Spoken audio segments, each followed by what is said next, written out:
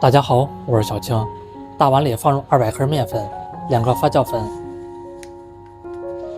2个食盐、1个五香粉。先把里面的材料混合均匀。我每天都会分享一道家常美食食谱，感谢您点个赞及订阅支持一下，非常感谢。再倒入200克温水，继续来搅拌。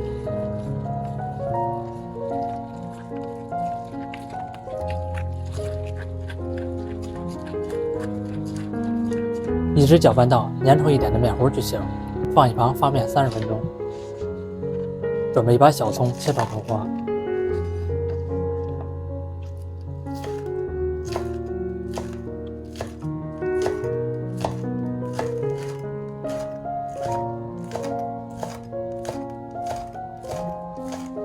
面已经发好了，把小葱放入进去，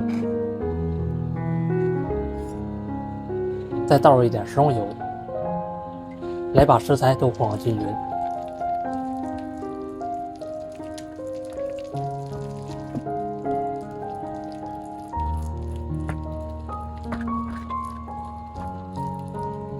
准备一个平底锅，配一能食用油，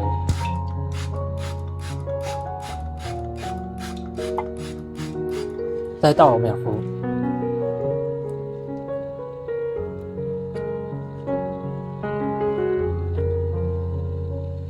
整理平整就行。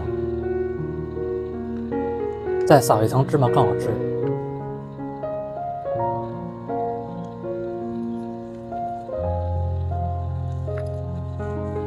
下面开火，全程手用小火慢慢烙，表面喷一层食用油锁住水分。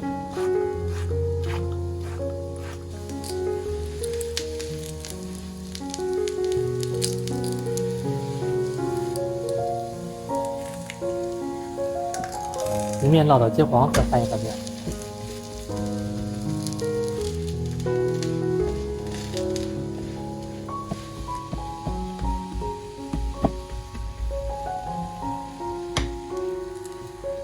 大概需要15分钟左右，把两面一直烙到金黄酥脆就可以了。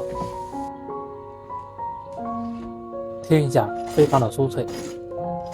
再切成小块。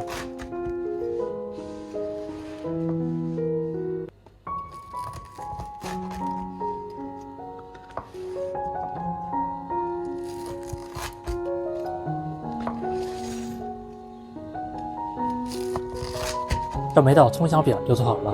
吃起来的口感，外面是酥酥的，里面咸香暄软。因为是发面的，放凉了也不硬。做法简单易学，喜欢吃就赶快收藏起来试试吧。感谢您的订阅支持，我们下期食谱再见。